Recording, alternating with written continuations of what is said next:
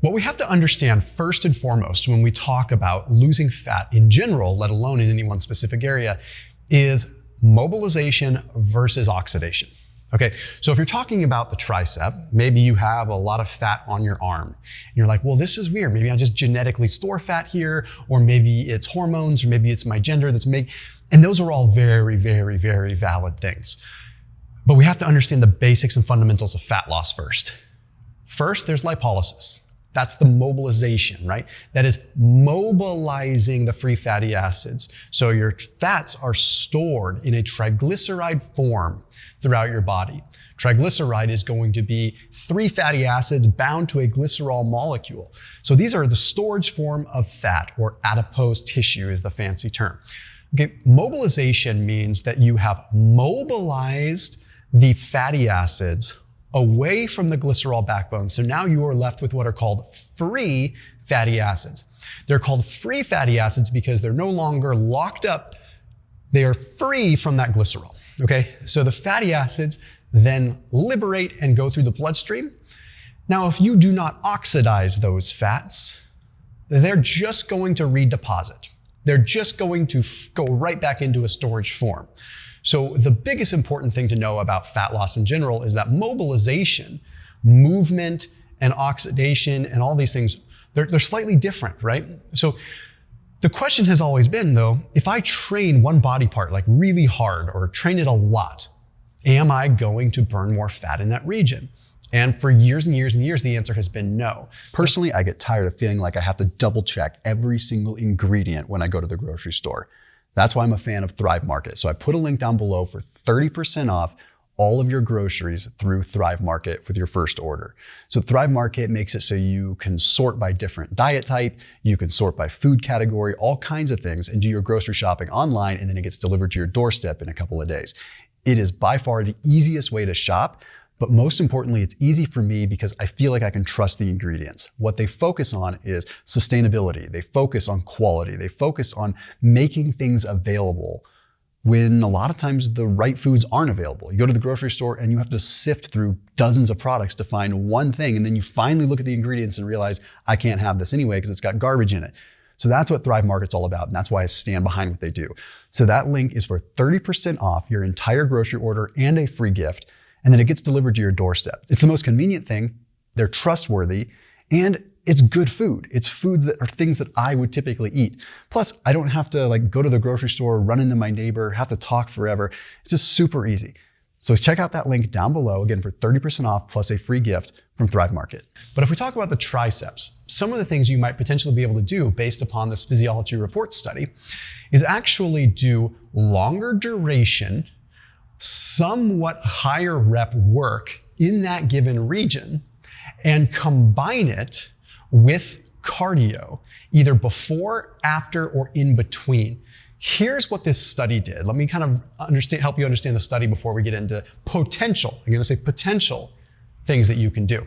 So the study took subjects and had them either run on a treadmill or go on a treadmill, or they had them go on a treadmill for a little bit shorter time and then do some abdominal work. At the end of the workout, they burned the exact same amount of calories. Okay, so calories were equated for. The only difference is that one group just did cardio and the other group did cardio plus very specific abdominal training. Now, based on the fact that their calories were matched, they lost about the same amount of fat, almost exactly the same amount of fat. However, the group that did shorter cardio, but more of the abdominal work roped into the actual same workout, lost more fat, a couple pounds, just off the midsection. This study has room for holes to be poked in it, but it was pretty well fleshed out, to be very frank with you.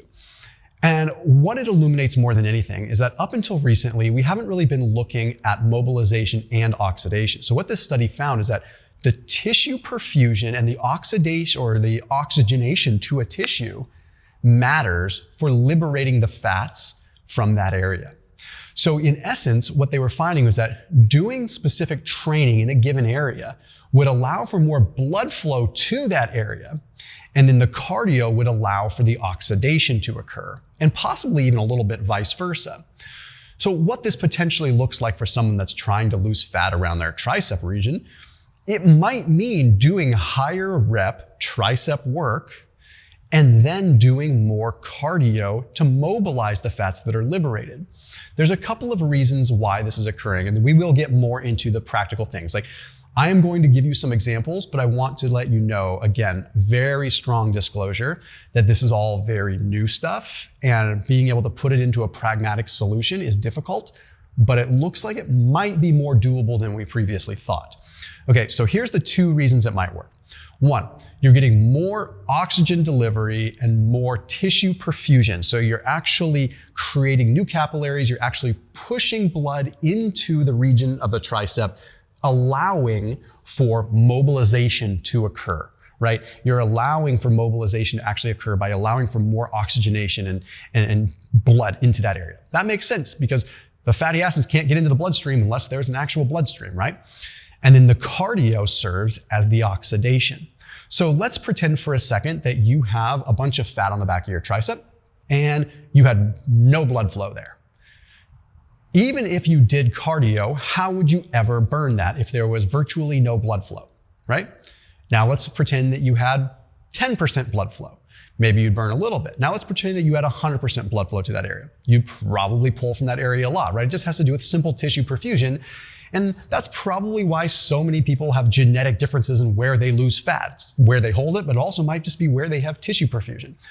There's a couple of things to note with this. Tissue perfusion can also be dictated by someone's training history, right?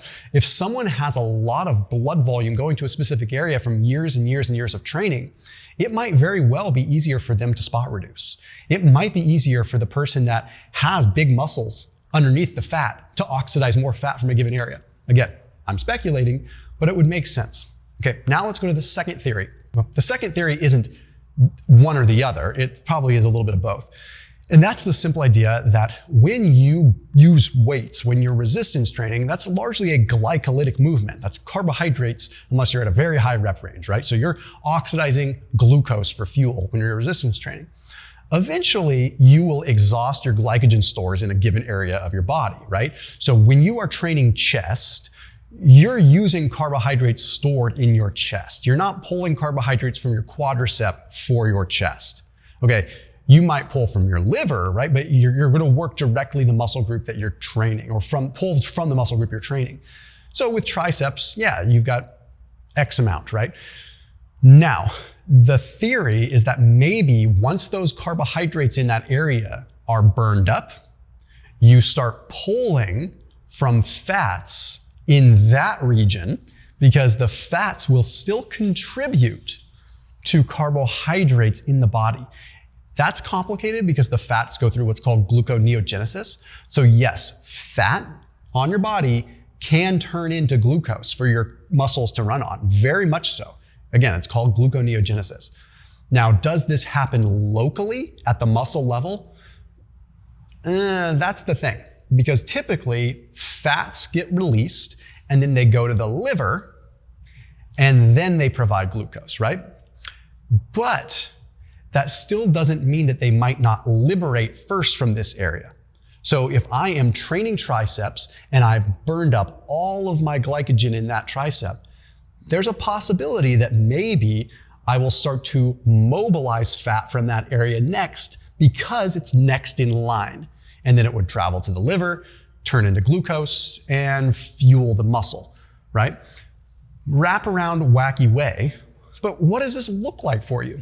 Okay, so most of the evidence, when we look at the other literature, we see it has to do with longer duration exercise. So when we couple this physiology report study that came out in 2023 with some older studies that allude to spot reduction being possible, they really do talk about like longer duration resistance and like muscle endurance type work. So it seems as though the high rep discussion about burning fat in a given area might play a role, but it would only play a role if you were also adding cardio into the mix. So if we wanted to emulate what this study did, we would actually oxidize fat. We would actually run on a treadmill for 20 or 25 minutes, and then we would do very deliberate work on the triceps. with a relatively high rep range, like 20, 30 reps. So you're glycolytic, but you're still moving at like a higher muscle endurance range so that you're utilizing more of those type 1 muscle fibers. So that's a possibility. That's a very plausible thing. Now, the other alternative is, what if you were to do some form of resistance training for the tricep and then do like an easy zone 2 treadmill incline walk in between your sets? What if you took this whole situation and you compartmentalized it a little bit?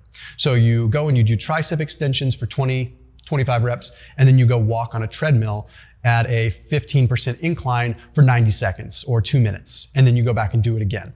So you're mobilizing and you're oxidizing. The thing that's interesting even still is, I don't know if this is something that can be done in a singular workout.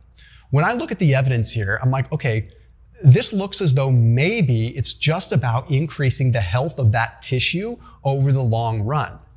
And maybe that's just where you have quantum leaps forward in tissue improvement in that area. So for example, if you had someone that has never really trained triceps before, and all of a sudden you start training triceps hard, you're gonna have newbie gains in that area, which means you are now going to have significantly more muscle tissue in that area because it grows fast when you first start, which means that now you're gonna have a lot more blood flow to that area, which means you have a lot more mass in that area that could potentially draw energy from the fat in that area. So both systemically and localized, it's plausible. So am I saying this is all wishy-washy and can't be done?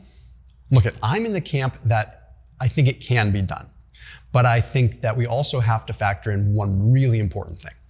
That is gender, okay? Men tend to have more androgen receptors in their upper body, which makes it easier to burn fat in the upper body, like throughout the arms and the extremities, right? Like, so it's easier for men to keep lean arms.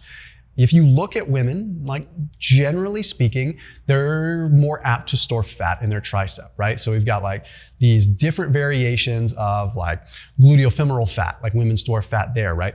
All these different subcategories of how adipose tissue works and how subcutaneous fat works, right? So point is that women might be more apt to store there. So there might be additional layers of hormones, there might be additional layers of things that have to come into play.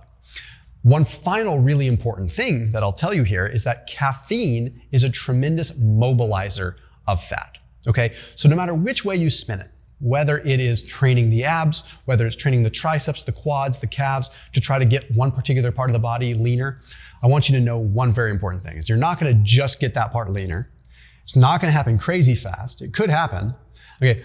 But thirdly, like caffeine is going to mobilize the fats and help you oxidize them better if you're actually training, okay? So green tea, yerba mate, if you wanted to use yohimbine, if you're trying to get a little more serious, like these are things that could really work. And this applies to any other area of the body. Okay, there's always going to be nuance here, but the bottom line is that the literature is starting to turn a little bit more as we have more studies coming out in this area. So higher reps, longer workouts training that area, but not like extreme, and cardio intertwined. Mobilization and oxidation. As always, keep it locked in here on my channel. See you tomorrow.